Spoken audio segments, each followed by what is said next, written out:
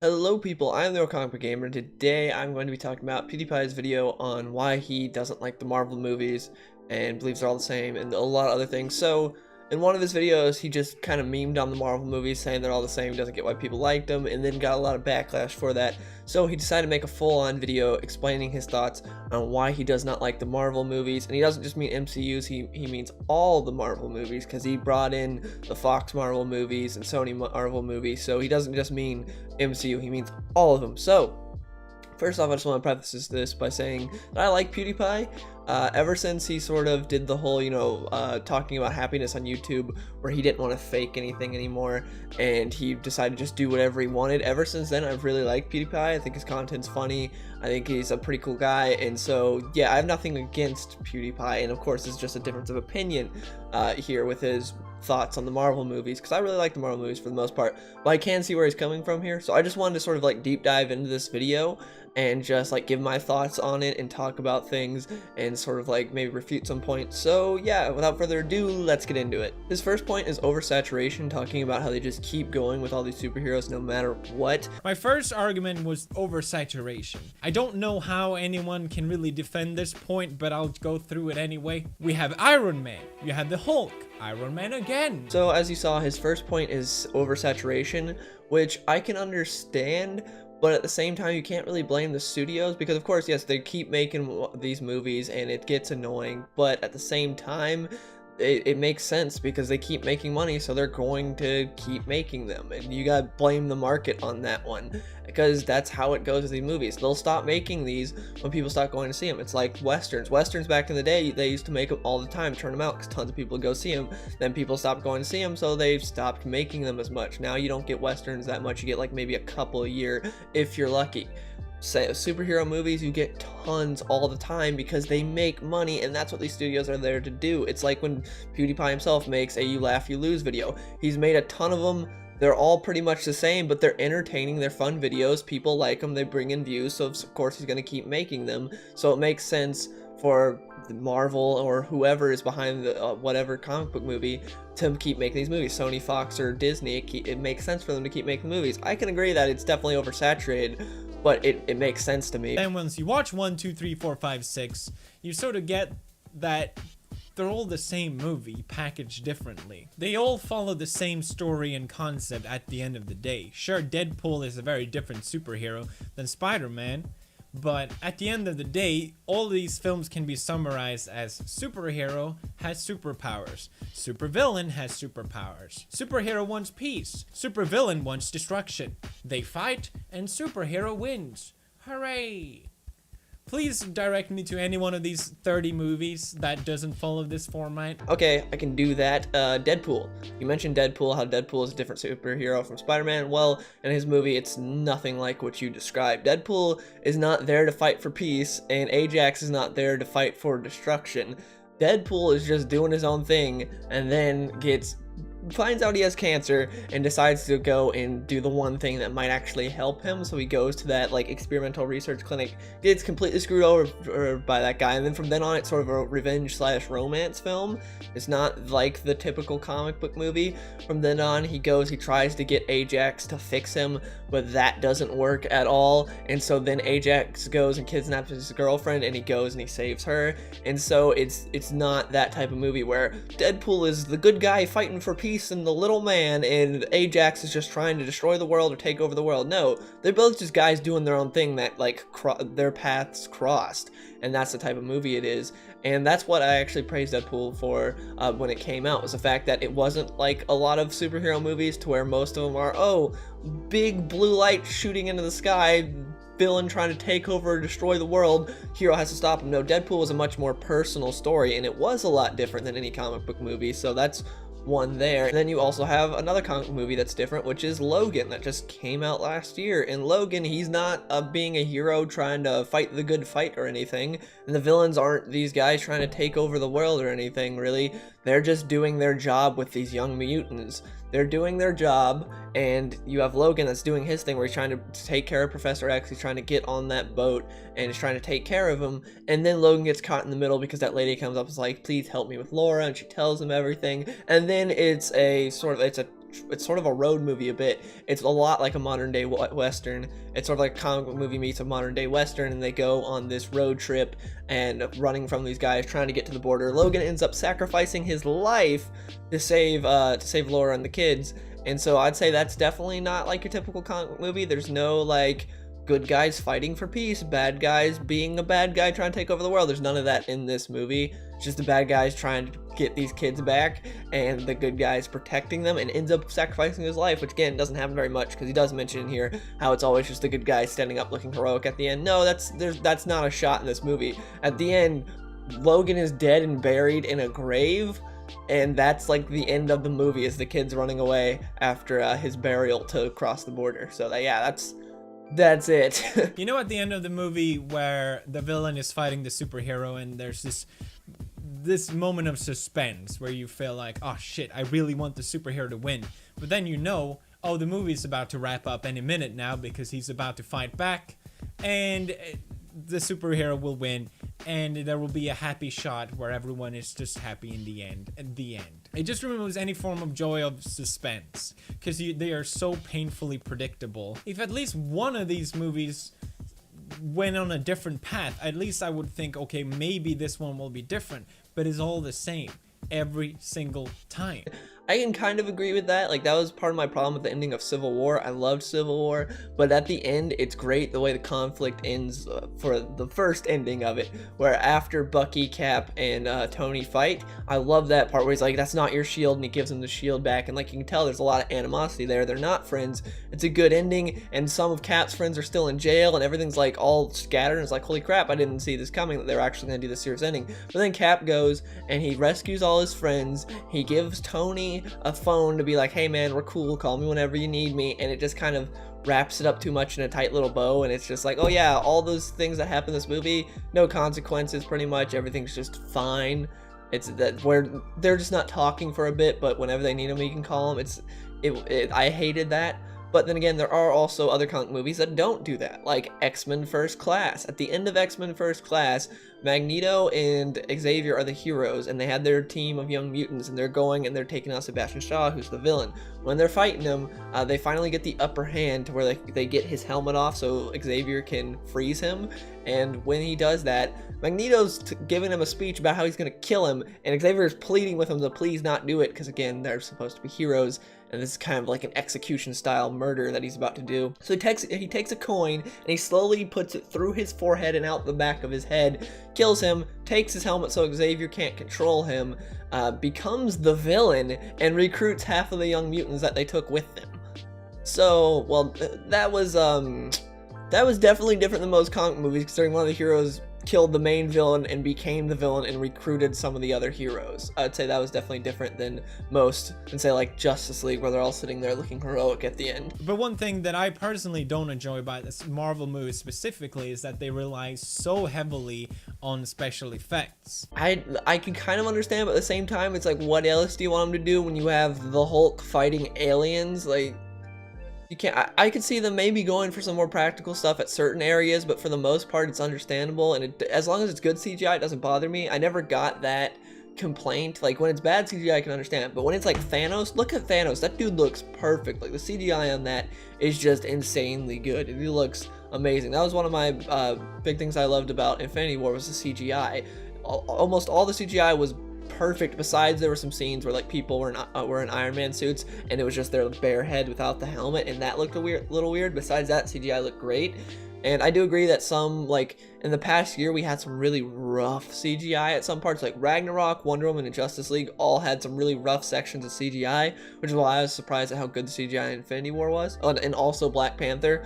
Oh my gosh, that third act, the final fight, that CGI is so bad. Like, there is some really bad CGI in Black Panther, so I can understand it, but at the same time, it's like, what else do you want them to do? They can't really do a lot of this stuff practical, so that's just kind of a meh. My next point, which is the cult surrounding the Marvel movies.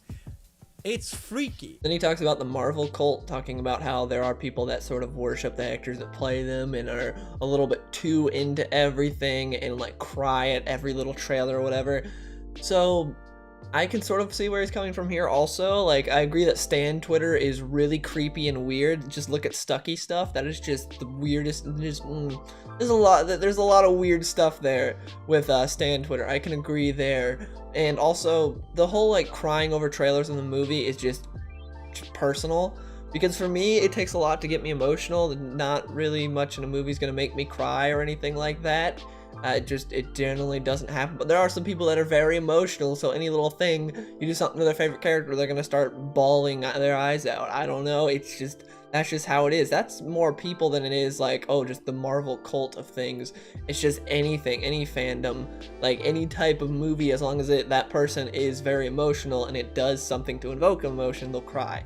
And then, of course, reaction videos on YouTube are all just fake and a bunch of people pretending like, oh no, the new trailer just came out, I'm gonna cry on camera to get more views. We all know what that is, but yeah, the whole like crying in the theater and stuff, that's just personal. That's just that person.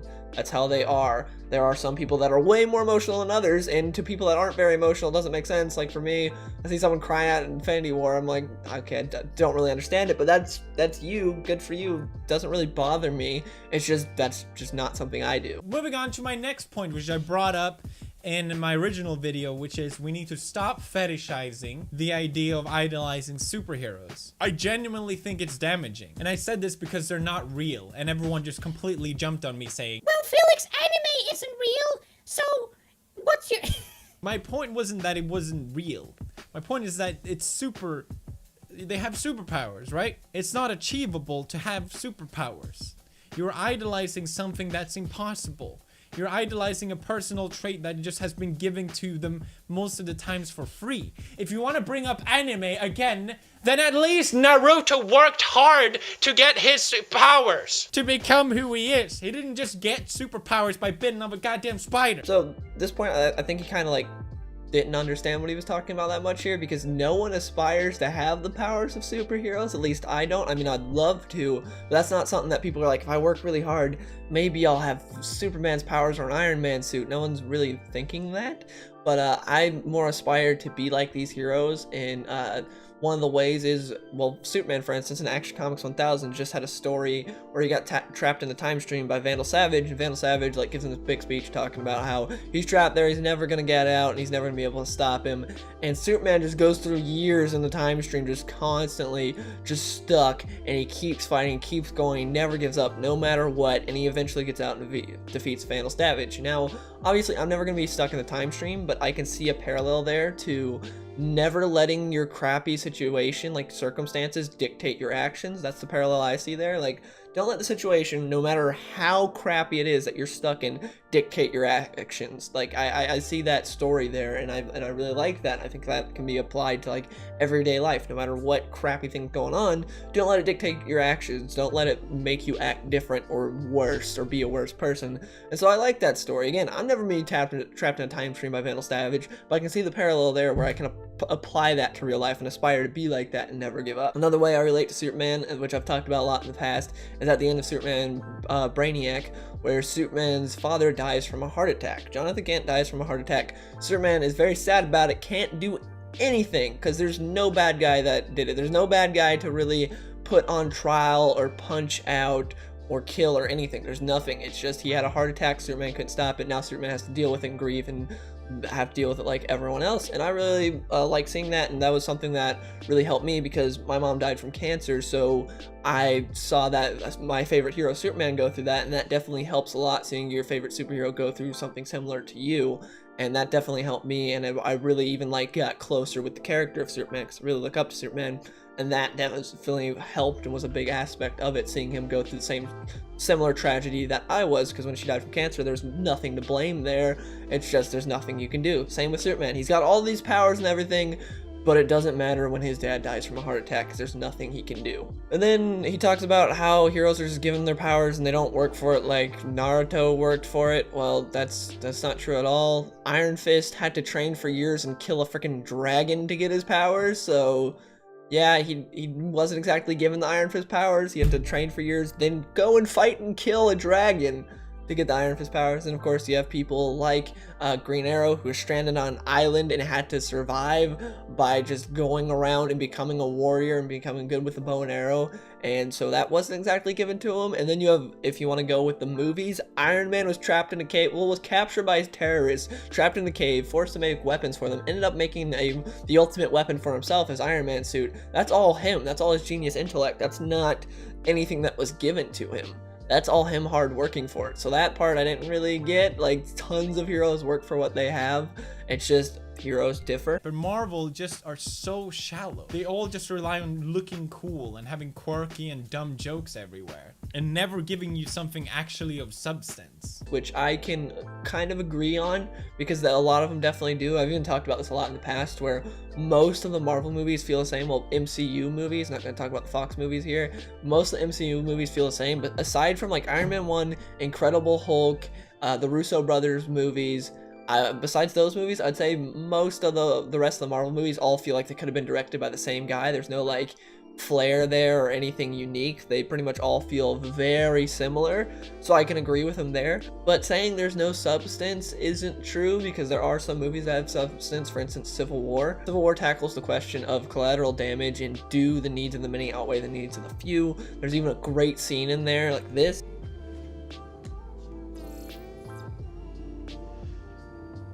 Oh, that's Charles Spencer, by the way. He's a great kid. Computer engineering degree, 3.6 GPA. Had a floor-level gig at Intel planned for the fall.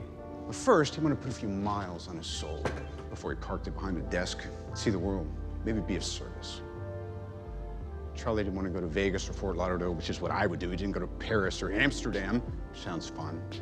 He decided to spend his summer building sustainable housing for the poor, guess where? Sokovia.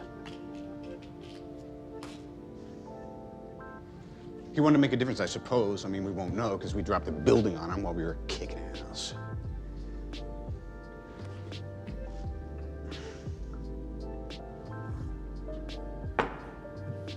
There's no decision-making process here. We need to be put in check. Whatever form that takes, I'm game. If we can't accept limitations, we're boundaryless, we're no better than the bad guys. Tony, if someone dies on your watch, you don't give up. Who said we're giving up? We are for not taking responsibility for our actions. This document just shifts the blame. Sorry, Steve, that is dangerously arrogant. This is the United Nations we're talking about. It's not the World Security Council. It's not SHIELD. It's not Hydra. No, but it's run by people with agendas, and agendas change. That's good. That's why I'm here. When I realized what my weapons were capable of in the wrong hands, I shut it down and stopped manufacturing. Tony, you chose to do that.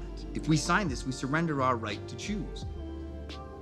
What if this panel sends us somewhere we don't think we should go? What if there's somewhere we need to go and they don't let us? We may not be perfect, but the safest hands are still our own. Or even Black Panther had an interesting message earlier this year talking about, is it better to focus on yourself and your people and make yourself great and your people great, or to spread out and possibly spread yourself thin and make your country worse but help others? You know, what's really the balance there? Should you just focus on your people? Because you saw that Wakanda was this great place, but that was because they never expanded out anywhere. They just focused on themselves, so they were able to make this sort of paradise to where if they would have been like other countries and gone out and helped other people, their country could have been a lot worse. Who knows? I think that was an interesting concept there. So there is substance to some of these movies. Not all of them. Some of them are just like dumb fun movies, but there are definitely some movies that have substance. Congrats to the entire Black Panther team. Because of you, young people will finally see superheroes that look like them on the big screen. Way to put more emphasis on race than what is necessary at all. That's right, I can't idolize anime figures because I'm not Japanese. That's just impossible. Oh, that's right, I can't idolize Lightning McQueen from Cars 1 and 2 because he's a vehicle of transportation and I'm just a mere mortal human being. Why not teach kids that their own morals and values comes from themselves and not from their skin? Instead of, oh, you look like this person, so you can be like this because you have the same complexion of skin. Then he talks about representation and just dunks on Michelle Obama, and I 100% agree with what he's talking about here. I've talked about this many times in the past, how it's really stupid that if someone has different skin color than you, you believe that you can't look up to them or relate to them in any way. That's just asinine way of thinking, and I 100% agree with him here. If you're a teenager, I couldn't care less if you like these movies. Like, knock yourself out. I enjoy them as a teenager as well. But seeing the cult of frantic, screaming adults crying about these movies still, it's insane to me. I think there's something wrong about our culture, and this is not stopping anytime soon. There's so many movies still coming out, as you can see here. They're for teenagers.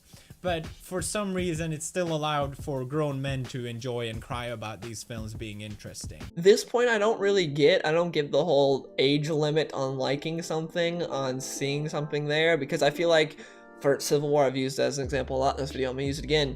I feel like when you're little, you would enjoy that movie for different reasons than when you're older. When you're little, you'll probably love the action and seeing them kick ass and fight each other is gonna be awesome. But when you're older, you'll enjoy scenes more like the Accord scene where they're all getting into it and have different morals. And I think that's a big part of growing up and things like that, and seeing different movies, because I know there have been movies that I saw when I was little that I liked for different reasons than when I was older. I liked them for completely different reasons, because there are more subtle things in the movie that you'll enjoy more when you're older. And I think that these movies definitely can appeal to adults. I don't think it's just, oh, it's for kids. I don't get that like line of thinking. I don't get how any of this seems, oh, it's for kids. Like, is this for kids? Like, that's a Marvel movie right there. Are you telling me that's meant for kids? Like, what? I wouldn't want any kids seeing that. Nope. If I was a parent, I would not let my kids see that. I'm just saying, I don't think these so to say that people liking these Marvel movies is stupid, if you're an adult, it doesn't make a whole lot of sense to me. But anyways, that's my thoughts on this whole situation. Again, like you saw throughout the video, I agree with PewDiePie on some of these things, but then there are other things that just don't make sense to me, and I was refuting. But yeah, please let me know in the comments below, what did you guys think of this whole situation? Do you agree with PewDiePie? Do you not? Are you like me, where you sort of agree with some things and others you don't? I want to hear you guys' thoughts on this whole thing in the comments below, and if you want to see more, please subscribe and like the video, and I'll see you guys later.